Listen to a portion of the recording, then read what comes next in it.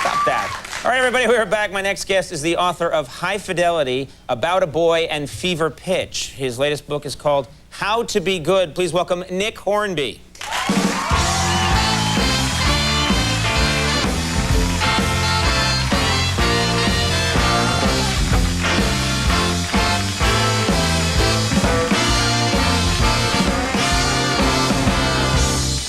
Thank you for being here. You know, you wrote this book, you write this book, High Fidelity. Great book. They turned it into a movie. I thought one of the best movies that year. I love that movie. Were you surprised that they turned it into a film? Did you know, when you wrote it, did you think this could be a film? Well, this is a book that's set inside a guy's head inside a record store. I mean, it doesn't really define cinematic. Right. And you don't think Schwarzenegger the minute you hear about this book. I mean, the narrative climax of this book, somebody makes somebody else a tape. That's it. Right. I mean, it really wasn't written with one eye on the film rights. Right. There's no Jackie Chan fight sequence anywhere in there. I was tempted, and then they came out. Yeah. So, when the film gets made, were you involved? I mean, did you hang out on the set? Were you actually there when they were filming? Well, I went to Chicago for a couple of days and saw them there, but mostly I hung out with them during the editing because they edited in London, and I went to see it too many times then. They have this thing, I think, film people, that the slightest change, and they think it's a different movie, and they kept phoning up and saying, "We've taken a minute out, you've got to come down, it's a completely different story." And you think, right. what's this, a film about a whale? You know, and... Yeah, what did they change it into? And you get there, and it's 30 seconds shorter, and you don't notice any difference whatsoever. Right, so but they're like, man, look, you can see whole new colors now. Yeah, whole new tone to the film, and in fact, the bit where the guy gets out of the car, that's gone. And that's it, that's the only thing that's happened. Yeah, we cut out that part, he's in the store already. Yeah, isn't it amazing, man? Yeah. They're crazy and they're paid well. I would think, of course, everybody knows the people that are in the film.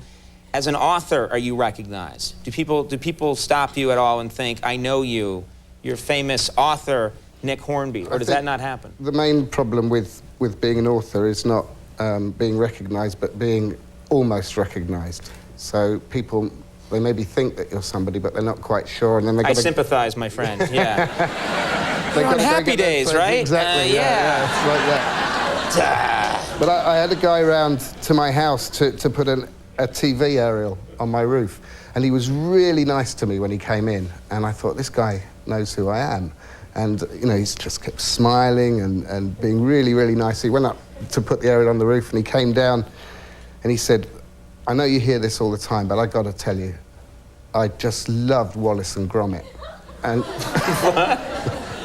the guys who made Chicken Run, Wallace and Gromit. Yeah. And then I realised that he thought you were that guy. Well, the guy's called Nick Park, so there was a Nick thing going on, and of course the accent, maybe the British. The accent, yeah. And just as he was about to leave, he said, "Did it change your life winning an Oscar?" And my jaw just dropped, and he said, I'll see you tomorrow. And in this 24 hours, I thought, how am I going to get an Oscar? Because I didn't want to tell the guy, you know. I love that thought process. I'm just going to correct him tomorrow. I needed an Oscar it's for like the TV Lucille Ball. right? Yeah, I've got to go get an Oscar now. I've got to write something really quick. So what were you, did you have any way of getting an Oscar? Well, in fact, the guy who lives 2 streets away wrote the music for Shakespeare in Love, and he won an Oscar. And I was really, really tempted to go knock on his door and say, listen, the TV repairman's coming around tomorrow and he thinks I'm Nick Park, so can I borrow your Oscar for Shakespeare in Love and put it on my mantelpiece? Right. He's like, no, and you're like, then you must die. Exactly. And it gets way out of hand. Now, the title of this book is interesting, How to Be Good. There must be, it's a novel, but there must be people who, because of the title, it's misleading. They think it's a self-help book or something. So, yeah. You hope so? Why do you hope so? There's a lot of money in self-help books. There's an English author called Alain de Botton, who doesn't sound like an English author, but is an English author. And he wrote a book called How Proust Can Change Your Life. And they reckon he sold a lot of extra copies because of the how at the beginning. Because people thought this can somehow help your life. I don't know who this guy Proust is, but if he can be of any help, then I want to read about him. So I'm hoping for some self-help dollar here, yeah. Now, what is the best part? You're a best-selling author. I know nothing about that world. What's the best part of being a best-selling author? What do you like the most about it? Apart from being able to do what I want when I want, free money. What do you mean free money? Sometimes you open the post and there's a check for, I don't know, $3,000, and you think, I don't know what this is for, and then it says Norwegian translation rights. And it's like, you know, that is a year's CDs, $3,000. It is for you. What are you buying? Are you buying every CD there is? Yeah, more or less. The box set of Partridge Family is out. I must have it. Yeah. There's a Monkeys one I want, yeah. Well, I'm saving up for that. Yeah, is there a CD you're not buying if you're spending that much? But that's nice when you don't even know. I started out as a writer on television and wrote on The Simpsons for a bunch of years, and then years and years go by, years and years.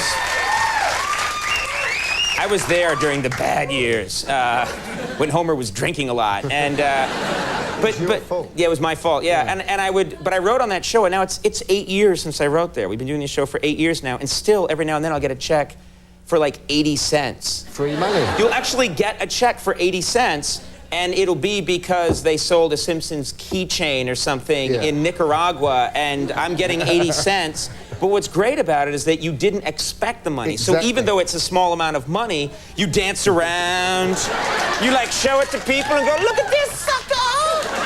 80 cents, baby!